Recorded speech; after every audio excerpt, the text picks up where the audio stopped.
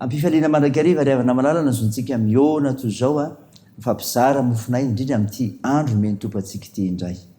Ao aminareo ny fahasoavana sy ny famindrampoana ny fiadanana Efan'Andriamanitra ray sy Jesosy Kristy zanaka indray amin'ny fahamarinana sy ny fitiavana. Amen. Alakamisy 1 Janoary 2022 vajinantsika aloha hevitra hoe lehibe ny voninahitr'Andriamanitra. Andeha ry havana idera isan-kalazan'Andriamanitra isika. Miderany Jehova fa tsara izy fa mandrakizay famindrampony. Mideran'Andriamanitra avy indrindra fa mandrakizay famindrampony. Miderany tompony tompo fa mandrakizay famindrampony. Izy rery no mpanao faganga-dehibe fa mandrakizay famindrampony. Izay nanao ny lanitra tamin'ny fahendrena fa mandrakizay famindrampony. Izay mamelatra ny tany ambony rano fa mandrakizay famindrampony. Amen.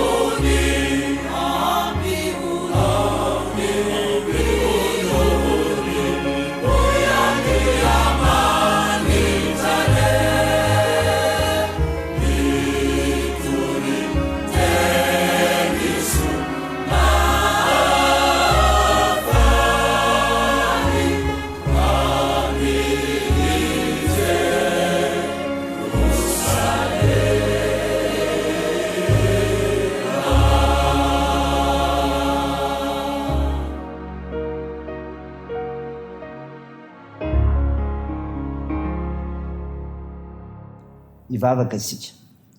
Ry Tompon'Andriamanitra io, Andriamanitra mpanavitra ianao, ary tianay rehetra koa, ka afaka misoetonatrehanao zahay. Midera sy mankalaza narinao masina zay, Tompo, ny lehibe ny voninahitrao, ary mivavaka aminao.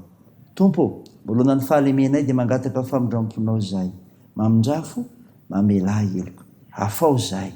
Feo ny fananao masina zay, raha andray sy anazava ny ao anatinay amin'ny fanambarany teninao sy ovakina aminay. Amantaranay ny sitraponao Andriamanitra. Aminaranao Jesosy Kristy mpamonjy anay no angatanay izany mivavaka izany. Amen. Ny finainao antsika amin'ny teny ity ry havana malala dia hitanao ao amin'ny boky Isaia. Isaia 40 ka ny 9 ka hatramin'ny 9. Mpivaky toy izao aminaran'i Jesosy. Ampionony ny oloko Andriamanitra reo. Mitority ny somafaly amin'ny Jerusalema ka lazao aminy fa vita ny adiny sady voavela ny heliny ary efa nandray endroeny amin'ny tanan'i Jehova izy hovalony fahotana rehetra nataony.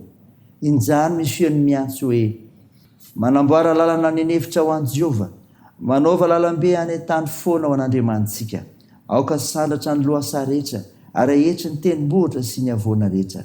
Aoka ny be avoana ho tonga lembalemba ary ny tany sarodalina tonga lemaka. Diso ny voninahitry Jehova ary nofo rehetra hiara mahita izany.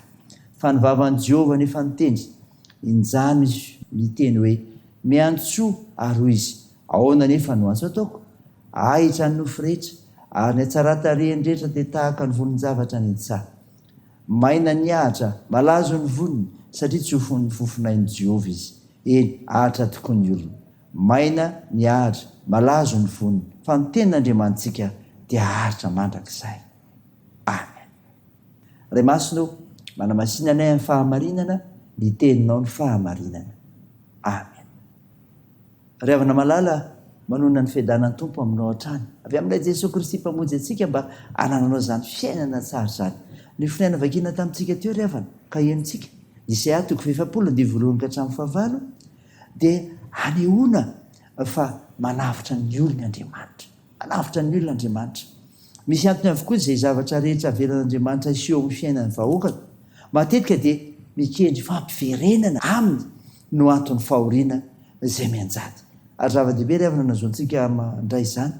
Ary dia raha manavitra antsika izy dia zao no ataony, mampitondra teny fampinonana izy. Mampitondra teny fampinonana izy. Raha mbola tany am-pahababoana ny vahoakan'Israely dia natsapany mafy ny fahoriana sy ny famaizan'Andriamanitra izy ireo. Mety nisy namofo azy, nefa taokoro izay ny talao famindram-po sy fanavotana avy aminy. Tsy niova ny fitiavan'Andriamanitra, fa rehefa niverina amin'ny olona dia indro izy mampitondra teny fampinonana ho azy, izay manambara famojena sy fitahiana lehibe. Ampionony ny oloko Andriamanitra ireo. Raha toy zavatsarotra sy manahirana isika dia tsarovy ry havana, fa Jesosy Kristy irery ihany no mpamonjy antsika. Fa izay rehetra mitalao sy miverina aminy dia azo famojena sy fampinonana. Ambaran'ny soratra masina radio, fa Andriamanitra ny fampinonana rehetra no entsoan'Andriamanitra ray. Izao koa ry havana, maneho ny voninahiny zany. Zany ny fanavotan'Andriamanitra any dia haneho ny voninahiny koa. Rehefa miverina amin'Andriamanitra isika ka tonga kosa izy ka maneho ny voninahiny, ary dia zava-dehibe nazontsika matsara. Amin'izany ny efitra sy ny tany foana izay noverina ho toerana maneho ny famaizan'Andriamanitra, hatr'izay dia lasa toerana ahitana azy sy andraisana ny famonjena avy aminy. Nahita izany voninahitr'Andriamanitra izany ny Israely tamin'ny nanavotana azy tamin'ny Babilôna. Fa isika koa dia mahita izany noho ny finoana sy ny asa-panavotana nataony ho antsika tao amin'i Jesosy Kristy.